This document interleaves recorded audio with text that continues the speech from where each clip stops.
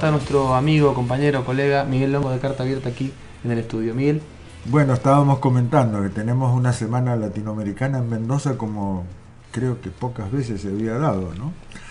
Porque, bueno, tenemos la cumbre del Mercosur en un contexto donde se ha producido el golpe o como dice la cláusula democrática de los países de UNASUR, se ha producido la ruptura del orden democrático. En Paraguay tenemos en Bolivia un conflicto bastante grave entre el gobierno y la policía, y tenemos también otras cosas, digamos, por ejemplo la teleconferencia de ayer entre la presidenta argentina, el primer ministro de China, Wen Jiabao, con el presidente de Uruguay y la presidenta de Brasil. Con la presencia de Jiabao en Buenos Aires. En Buenos Aires. O sea, centro de Buenos Aires. Desde Buenos Aires. Claro. En la cual, en esta teleconferencia, se lanzaron una serie de iniciativas que prometen mucho para la relación entre el bloque y el gigante asiático, ¿no?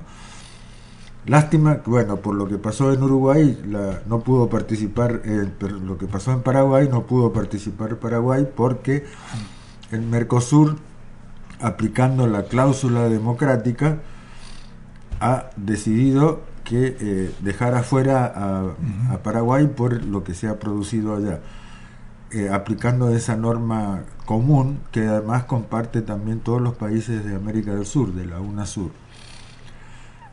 Así que también está anunciada la presencia, al parecer, de Lugo, del presidente depuesto de Paraguay en la cumbre del Mercosur. Yo no sé, lo pensaría dos veces, porque me parece que va a salir del país y no lo van a dejar entrar de vuelta.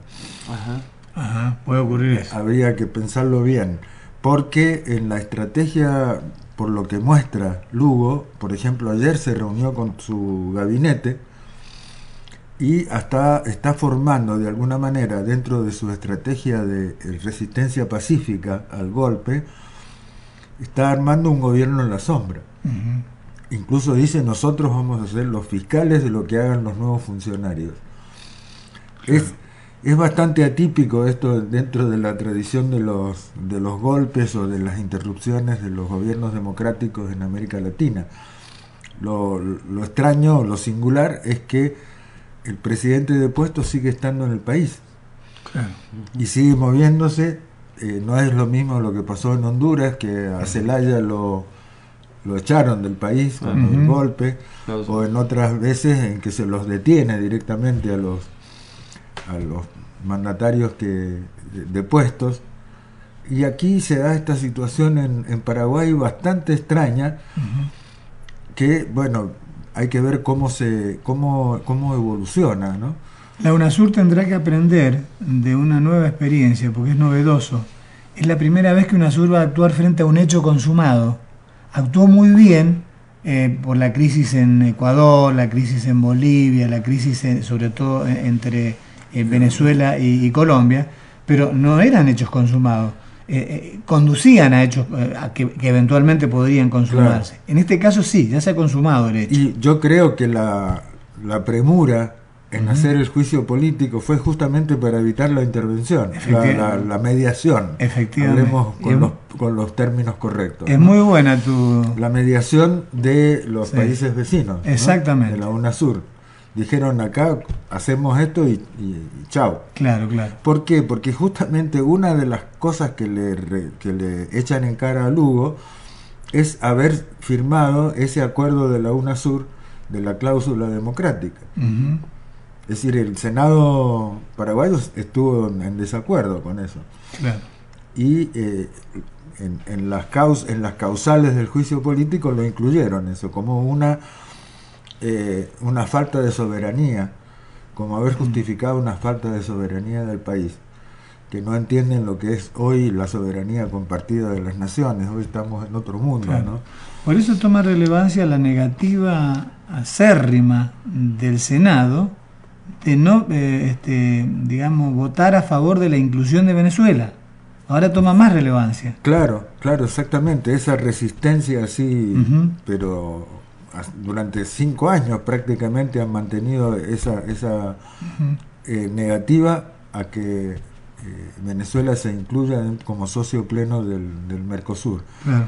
Que es uno de los puntos, Miguel, parece que va a ser tratado aquí en Mendoza, ¿no? La posibilidad, bueno, al estar fuera de esta convocatoria, Paraguay, quieren, parece, la estrategia es tratar de sortear ese Bueno, bloqueo que de del alguna, Senado paraguayo claro. para que pueda ingresar Venezuela como miembro estable. Hay que pensarlo bien porque después también puede complicarse para la vuelta de Paraguay Ujú. al seno del Mercosur. En algún momento va a tener que volver. No. Claro. Este, hay que ver. Son cuestiones bastante complejas, ¿no? Las que tienen que decidir acá los presidentes. Y lo mismo lo de Bolivia.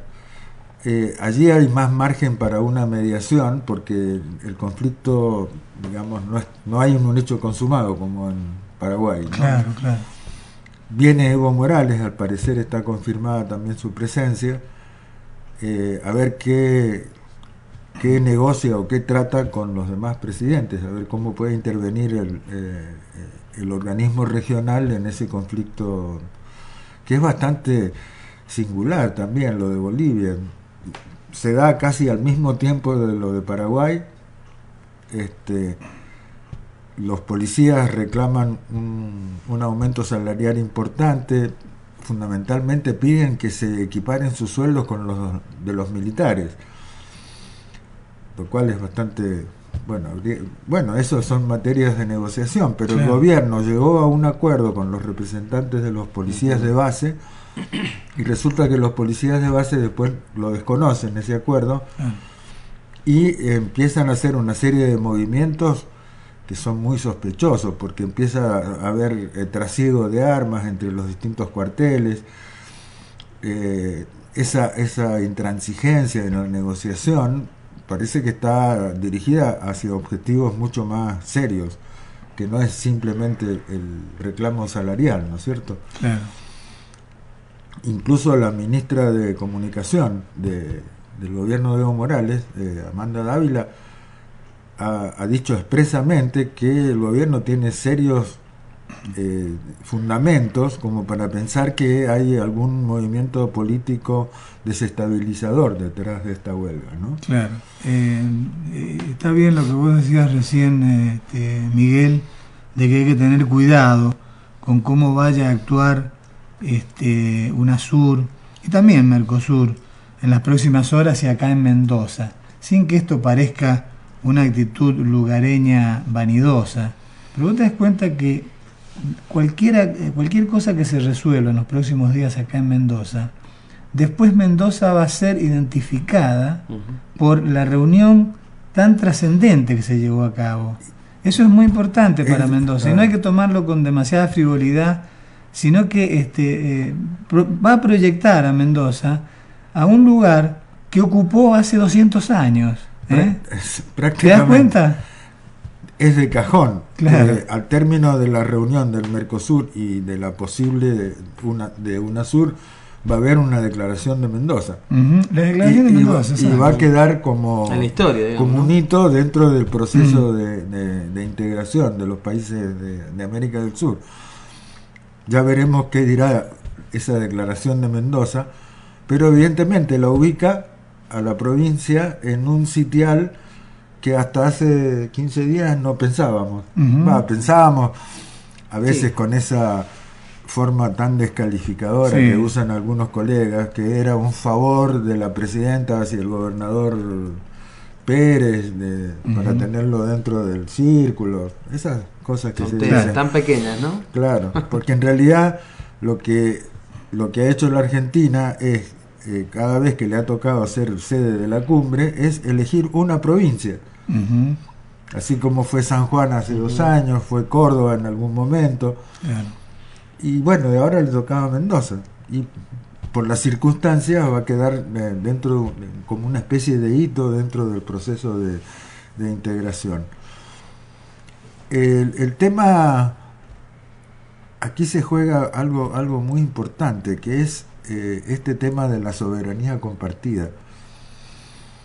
¿Por qué? Porque esa cláusula democrática que permite que cuando se produce la interrupción del proceso democrático en uno de los países, los demás tienen la posibilidad de tomar acciones respecto de ese país, hasta incluso cuestiones comerciales. Nos pone en un nivel del concepto de soberanía que hasta ahora no teníamos. El canciller Timmermans me dijo que tenemos hasta la obligación de hacerlo, ¿no? O sea, están obligados los estados a tomar esas porque medidas. Hay un tratado, claro, que les sirve de que los obliga, y que además tiene su explicación, porque en nuestra tradición latinoamericana de tantos golpes, de tantas interrupciones de los procesos democráticos, había que poner de alguna manera un freno, un tope, y que, digamos, cada gobierno, el gobierno de cada país, de alguna manera se cura en salud frente a esas posibles artimañas de golpes que vemos que todavía continúan, ¿no? Y es un instrumento muy importante y que no lesiona la soberanía, digamos así, al estilo tradicional que tenía el concepto de nación, sino que fundamentalmente defiende la soberanía popular, que es la verdadera soberanía compartida por todos los pueblos, ¿no? Así que veremos. Se juegan una serie de cosas importantes. Además se juega también la credibilidad de los organismos de integración, a ver cómo manejan esta situación